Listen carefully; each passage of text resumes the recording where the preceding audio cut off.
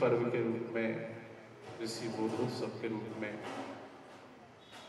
सामाजिक और धार्मिक महासंघ जनकपुरी के ए ब्लॉक के तत्वाधान में आए हुए सभी आर्य महानुभावों को मैं अपने दिल की गहराइयों से आप सभी को प्रणाम एवं नमस्कार करता हूँ। आज एक ऐसे महान समाज के, एक ऐसे सूर्य का बोधोत्सव हम मना रहे हैं जो कि 12 फरवरी 1824 में जिनका इस धराधाम पर पदार्पण हुआ। ऐसे महान भाव भगवान की ऐतु की कृपा होती है तो ही हमें अपने नेत्रों से और अपने श्रवण केंद्रों से सुनने और देखने में आते हैं। वास्तव में आपका मूल नाम मूलशंकर तिवारी था। अब मूलशंकर तिवारी क्यों पड़ा कि पहले से ही परिवार में पूजा पाठ का एक ऐसा वातावरण था, तो पिताजी ने जब स्वामी जी का नामकरण संस्कार किया तो बोले कि जी आप तो मूल नक्षत्र में पैदा हुए हैं, इसलिए इनका वास्तव में नाम मूलशंकर रखा गया। तिवारी इनका गोत्र था। अब की जब मूलशंकर नाम रख दिया तो पिताजी का भी नाम इसमें रखा गया मूलशंकर अंबाशंकर तिवारी।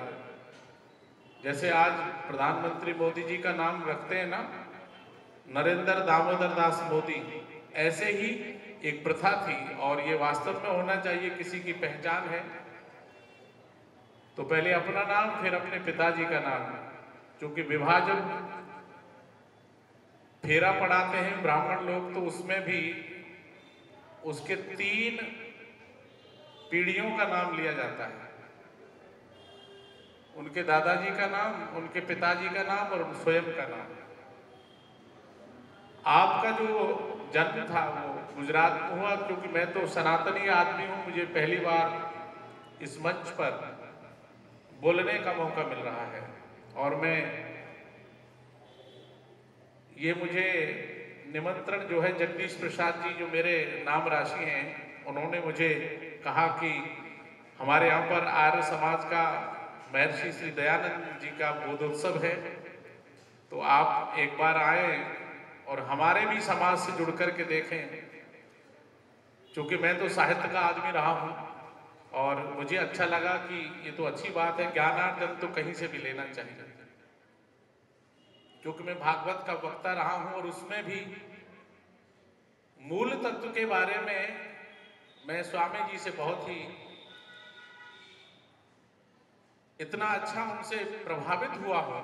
क्योंकि जब मैं इनके सत्यार्थ प्रकाश नामक उस ग्रंथ का मैंने अवलोकन किया तो वास्तव में मैंने जान गया कि वास्तव में जो पाखंड है, पाखंड का तात्पर्य होता खंडम ददाति इति पाखंड, अर्थात पाप के खंडों का समूह जब एक जगह होता है तो उसे पाखंड कहते हैं। और अगर उसको सरल शब्दों में कहें तो पाखंड का मतलब है जो किसी चीज का जिसका आधार ही नहीं है, देयर इज नो लेस, मतलब ये एक तरह से बेसलेस जो बातें होती हैं वो पाखंड है। तो स्वामी दयानंद जी एक तरह से मैं मानूं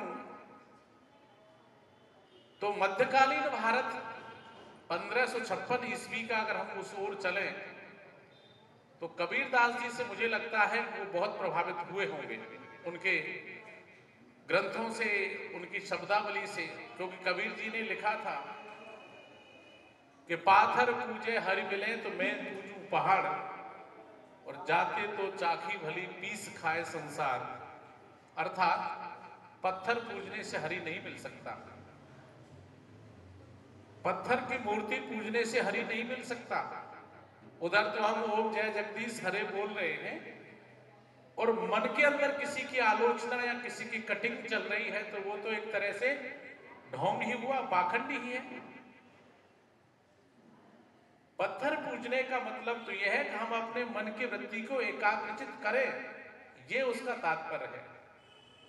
क्योंकि मन की जो वृत्तियां होती हैं वो एक जगह नहीं रुक सकती, इसलिए किसी चीज का आधार सिंबल लिया जाता है। लेकिन पाखंड का यहाँ जो तात्पर्य है, स्वामी जी की मैं बात से प्रभावित इसलिए हुई कि उन्होंने कहा कि किसी पोंगा पंडितों के चक्करों में या किसी अधार्मिक चीज को आगे बढ़ा करके उसे थोप देना किसी व्यक्ति पर, वो पाखंड है।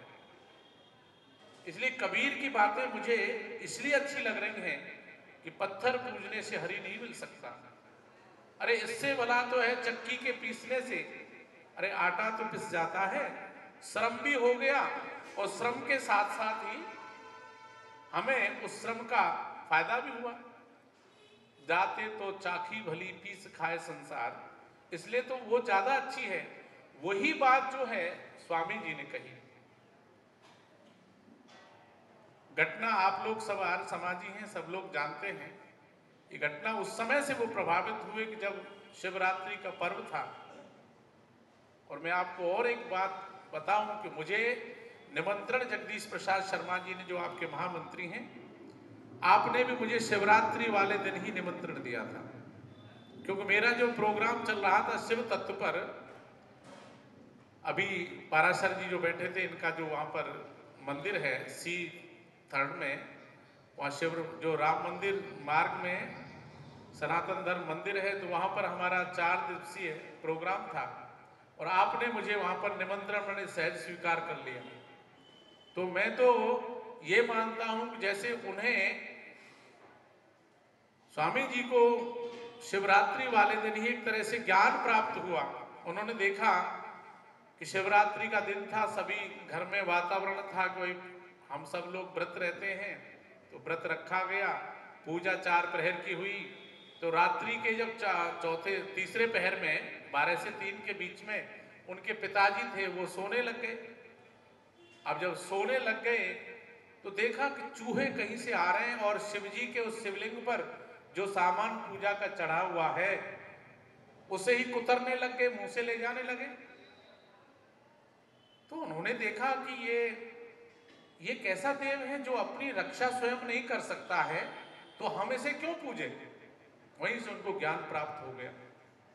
जैसे आइंस्टीन को हुआ था कि जब वो उन्होंने देखा कि केटली में से हवा जो भाप है वो उठती है, फिर ढक्कन गिर जाता है, ऐसे ही उनको ज्ञान प्राप्त हो गया। तो उन्होंने कहा कि मैं इस पूजा से मैं प्रसन्न नहीं हूं। जो स्वयं देव अपनी पूजा नहीं कर सकता है वो हमारी क्या रक्षा करेगा। और वो पूजा को छोड़ करके चल दिए। पिताजी ने बहुत समझाया, बेटा ऐसे नहीं करते, लेकिन नहीं, उन्होंने, क्योंकि जहां से ज्ञान प्राप्त का मतलब होता है जहां से अंतर मन का कोई पट खुल जाए, वही ज्ञान प्राप्त हो जाता है। 21 वर्ष की अवस्था में घर को छोड़ के चल दिए और ज्ञान की खोज में चल दिए कि कहीं से ज्ञान प्राप्त हो। और वो ऐसा समय था जिस समय पर हमारी नारियों पर, हमारी माताओं बहनों पर बड़े अत्याचार हो रहे थे। गौ हत्याओं का बहुत बड़ा बोलबाला था। 1872 में रानी विक्टोरिया जो थी, उनको पत्र लिखा गया। और पत्र लिखा गया तो उन्होंने अपने जो सेना अधिकारी थे, लैंसडाउन, उनको कहा गया कि लगता है कि एक ऐसा सन्यासी आया है, उसके द्वारा ये पत्र लिखा है। अब मुझे लग रहा है कि निश्चित रूप से इस हिंदुस्तान में, भारतवर्ष में एक नई क्रांति आएगी। और उस पत्र से वो बहुत प्रभावित हुए कि ये निश्चित रूप से अब गौ हत्या, क्यों गौ हत्या वास्तव में मुसलमानों ने नहीं की, ऐसा सत्यार्थ प्रकाश में वर्णन मैंने पढ़ा हुआ है, उसमें नहीं है। क्योंकि ये जो गौ हत्या है ये अंग्रेज लोग कराते थे। जो क्रांति की पहली चिंगारी, यदि मैं आपको स्वतंत्रता आंदोलन की ओर ले जाऊं 1857 में, तो वहां पर ही तो यही तो हुआ था, क्रांति की पहली चिनगारी मंगल पांडे जी के द्वारा उत्पन्न हुई। कि वहां भी यही था, सुअर का चर्बी थी और गाय का मांस, उसमें चर्बी लगाई जाती थी, तो वहीं से। तो ऐसे ही स्वामी जी ने अनेक ऐसे कार्य किए गौ हत्याओं पर। उन्होंने बहुत बड़ा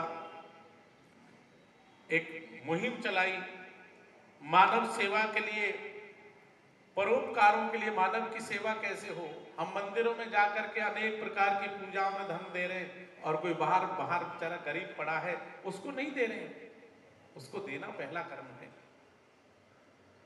क्योंकि ईश्वर जीव जो है, ईश्वर जो है वो एक मूर्त आकार नहीं है, वो तो अमूर्त में है। और जो जीव है वो भी ईश्वर का ही तो अंश है, वो ईश्वर का अंश है। जैसे मान लीजिए एक कहीं से प्रकाश आ रहा है मेन स्विच से, और मेन स्विच को हम ऑफ कर दें तो सारी लाइटें बंद हो जाएंगी। मेन स्विच क्या है, वो ईश्वर है, वो अनादि स्वरूप है जो हमें इन दिव्य आंखों से नहीं दिखाई दे रहा है। तो स्वामी जी ने ऐसे मानव के लिए ऐसे परोपकार कार्य किए। ज्ञान के लिए उन्होंने ज्ञान को खोजा कि ये जो अंधकार में लोग घूम रहे हैं, हमें वास्तव में ज्ञान की ओर जाना चाहिए। और मानसिक तथा शारीरिक जितने भी विचार थे, उन्होंने कहा कि यदि हमारा शरीर स्वस्थ होगा तो हमारा मस्तिष्क भी स्वस्थ होगा। तो हमें शरीर को पहले स्वस्थ रखना है। यम नियम आसन प्राणायाम प्रत्याहार धारणा ध्यान और समाधि, जो आज हम पतंजलि योग को, मैं स्वामी जी जो आज पतंजलि योग को हरिद्वार से मैं बैठ करके कह रहे हैं, ये तो बहुत पहले का योग है। हम क्योंकि बीच में ऐसा कुछ वातावरण, कुछ ऐसा समय आया, कुछ ऐसे अंधविश्वासी लोगों ने उस ऐसे दिव्य परंपरा को भुला दिया। स्वामी दयानंद जी सरस्वती जी महाराज ने उन ज्ञान की उस पुष्टधारा को पुष्ट किया।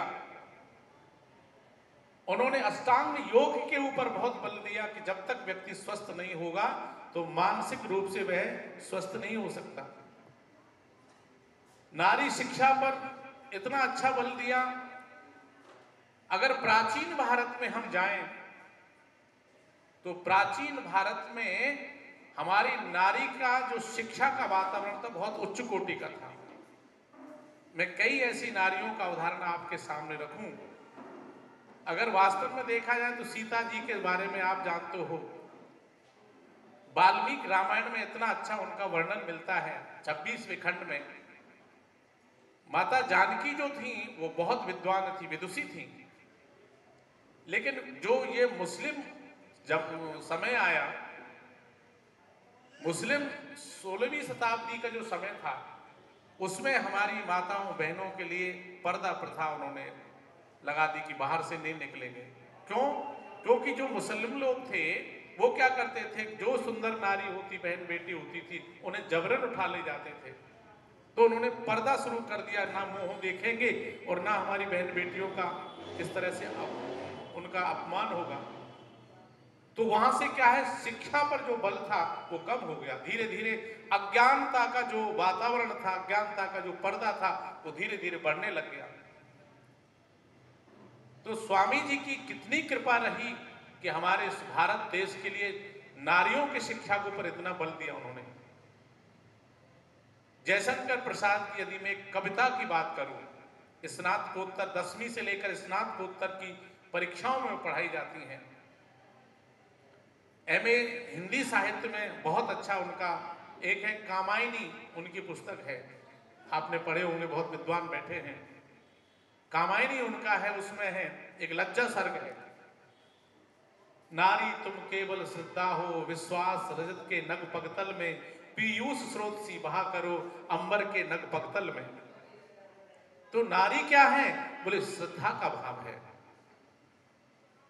नारी तुम केवल श्रद्धा हो, विश्वास रजत के नग पगतल में। नारी का जहां सम्मान होता है वहां पर देवता विराजमान होते हैं।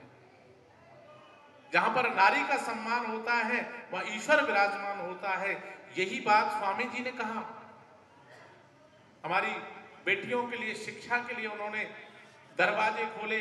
और वो कैसी शिक्षा हो, निःशुल्क होनी चाहिए। आज जो सरकार कह रही है कि पहली कक्षा से लेकर 12वीं तक की कक्षाओं में बहन बेटियों के लिए क्या है, हमारी कन्याओं के लिए निःशुल्क शिक्षा हो। अरे ये तो बहुत पहले स्वामी जी ने हमारे लिए आदर्श स्तंभ खड़ा कर दिया। उन्होंने कहा कि हम जब तक हमारी बेटियां शिक्षित नहीं होंगी तब तक देश का विकास नहीं हो सकता, समाज का विकास नहीं हो सकता। उसके बाद गौहत्या जो है ये हमारे देश पर कलंक रहा। 1966 में जब स्वर्गीय श्रीमती इंदिरा गांधी प्रधानमंत्री थी, उसके बाद में 1977 तक ये चलते रहे। जब गांधी जी से बात हुई तो हमारे मथुरा के एक बहुत अच्छे संत रहे, बल्कि राष्ट्र लेवल के संत थे, स्वामी करपात्री जी महाराज। तो उन्होंने जाकर के लाल किले में एक बात कही कि मैडम, जब तक इस देश पर गौ हत्या का कलंक रहेगा ये देश विकास नहीं करेगा। मेरी बात को लिख लो। तो श्रीमती इंदिरा गांधी जी ने उनसे वादा किया था कि मैं निश्चित रूप से इस गौ हत्या के इस देश पर जो कलंक है उसको दूर करके रहूंगी। लेकिन कहते ही प्राण न्यौछावर कर दिए और यह कलंक रह ही गया। इस बात को स्वामी जी ने पहले ही कह दिया था कि जब तक गौ हत्या बंद नहीं होगी, क्योंकि गावा विदंती इति गौ आत्मान लभते इति गौ। जैसे भगवान का स्वरूप जो है हमारी आत्मा के अंदर होता है, ऐसे ही वह दिव्य आत्मा हमें दिख नहीं सकती, लेकिन वह आत्मा हमें गौ में दिखती है। जहां पर गौ रक्षा होगी वो ये मानो कि हमारी आत्मा का स्वरूप ही गाय है। गावो विदंती, वेद की ये वाणी है। गाय क्या है? बोले वो वेद लक्षणा एक ऐसा, गाय को पशु नहीं कह सकते। गाय हमारी माँ है। क्यों है गाय माँ?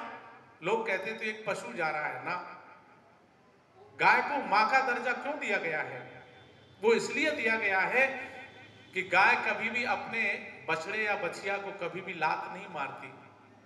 माँ अपने बच्चे को चाहे वो कितना भी उद्दंड हो, जब वो स्तन पान करता है तो कभी कभी अपने दांतों से स्तन को भी दबा लेता है, लेकिन माँ कभी उसे मारती नहीं है। ऐसे ही गाय जो होती है वो कभी भी किसी को मारेगी नहीं, उसे छेड़ेंगे तो मारेगी।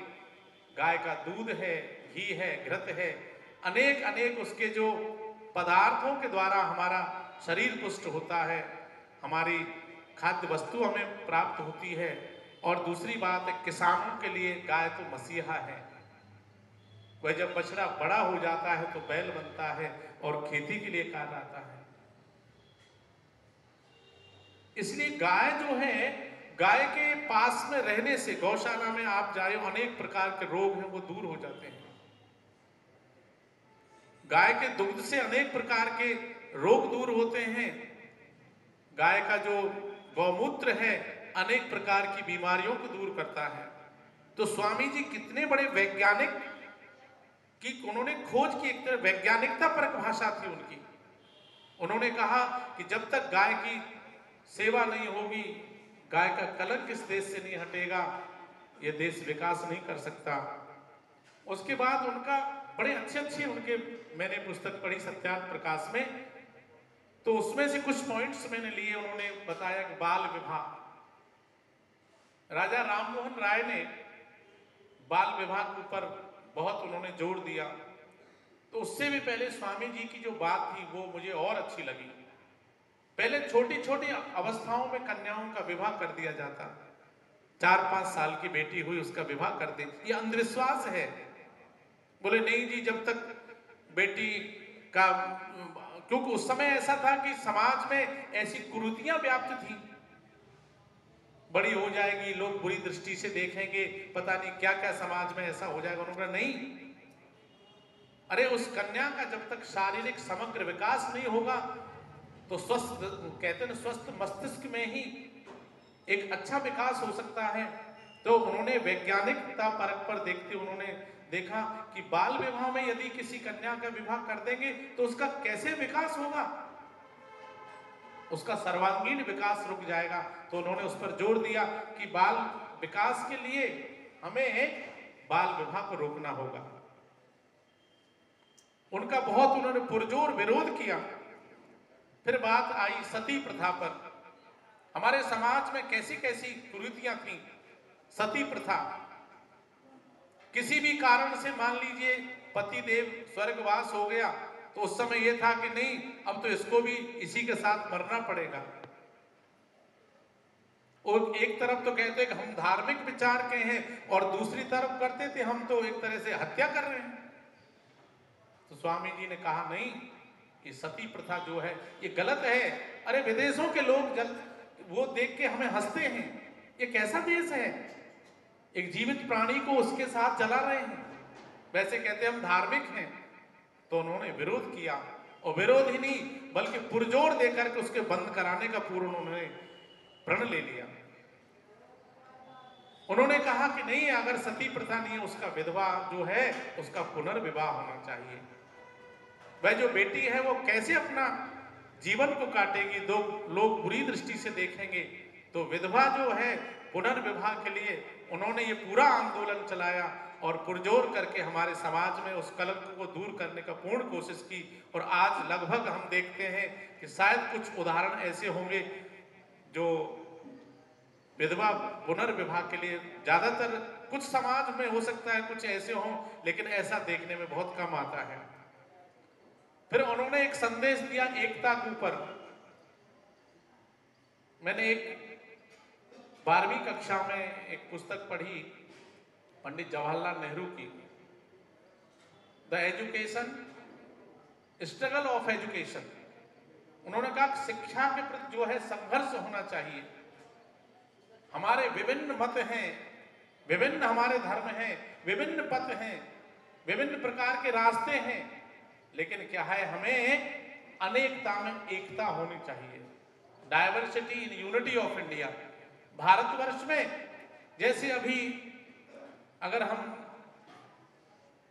वर्तमान की बात करें तो जिस समय हमारे 40-45 जो अभी देश के शहीद जवान हुए थे, उस समय समग्र देश एक रूप हो गया, चाहे किसी भी धर्म का हो, किसी भी पार्टी का हो। लोगों ने एकता को दिखाई कि नहीं, हम पाकिस्तान का विरोध करेंगे। उसने हमारे सैनिकों का जो ये इस तरह से जो उन्होंने घात लगा करके उनको शहीद किया है, तो ऐसी हमारी भावना जो है होनी चाहिए। उसके प्रेरणादायक हमारे स्वामी दयानंद सरस्वती रहे। ऐसे ऋषि जिनके हम किन शब्दों से उनका हम धन्यवाद करें, कैसे कैसे उन्होंने बात को सोचा। उस जमाने में सोचा जब लोग अंधविश्वास को ओढ़कर बिछाए हुए थे, वर्ण भेद का उन्होंने विरोध किया। ये गोरा है, ये काला है, ऐसे ऐसे उन्होंने कहा नहीं, सभी हम एक देश के हैं, हम सभी एक देश के हैं, कोई ऐसा नहीं हो सकता, हम सभी एक हैं, हमारी एक ही हम सभी आर्य हैं। क्योंकि इस देश का जो सबसे पहला कोई अगर स्तंभ है तो आर्य समाज है। इस आर्य समाज ने देश को तोड़ा नहीं है, देश को जोड़ा है। तो वर्ण भेद का जो पहले इस तरह से हम एक दूसरे से जो कटते थे, उनको एक करने के लिए स्वामी जी ने बहुत बड़ा योगदान किया। नारी शिक्षा के ऊपर उन्होंने इतना बल दिया कि जब तक शिक्षा में नारी का सम्मान नहीं होगा, नारी शिक्षित नहीं होगी, तो परिवार का विकास नहीं होगा। नागरिक शास्त्र में, सिविक्स आदि विषयों में तो सबसे बताया है कि नारी जो है वो प्रथम पाठशाला होती है। बच्चे की सर्वांगीण विकास की प्रथम पाठशाला घर की नारी है। जब तक घर में हमारी बहन बेटी, हमारी माताएं बहनें शिक्षित नहीं होंगी तो वो आगे विकास नहीं कर सकती। और एक और उनका था, ये अद्वैत मत के विचारक थे। एक होता द्वैत, दूसरा होता अद्वैत। तो वो अद्वैत मत के उन्होंने कहा कि नहीं, ईश्वर सब एक ही है, दो नहीं हो सकते। ईश्वर एक है, दो नहीं है। आज अनेक अनेक विचारकों ने अनेक अनेक, कोई राम का भक्त है, कोई कृष्ण का भक्त है, कोई हनुमान का है, कोई शिव का है, और सब इसमें कलयुग में तो कोई ना कोई 1-2 वर्ष में कोई नया फिर कोई अवतार हो जाता, कभी कोई साईं बाबा को मानता है, कभी कोई घोड़े वाले बाबा को मानता है, अनेक अनेक ऐसे हो जाते हैं। लेकिन नहीं, ईश्वर एक है, जो इस परम सत्ता को, जो हमें बोलने की शक्ति दे रहा है, वही ईश्वर है। जो निराकार है वो साकार रूप में नहीं है। यम ब्रह्म भवेत भवताम भवतेषु लक्ष्माः, ये ईश्वर एक है अनेकता में। और आत्मा एवं ब्रह्म की एकता को उन्होंने स्वीकार किया कि आत्मा जो है वही परमात्मा का स्वरूप है। और जब तक हम आत्मा के ज्ञान को नहीं समझेंगे तब तक हम आगे नहीं बढ़ सकते।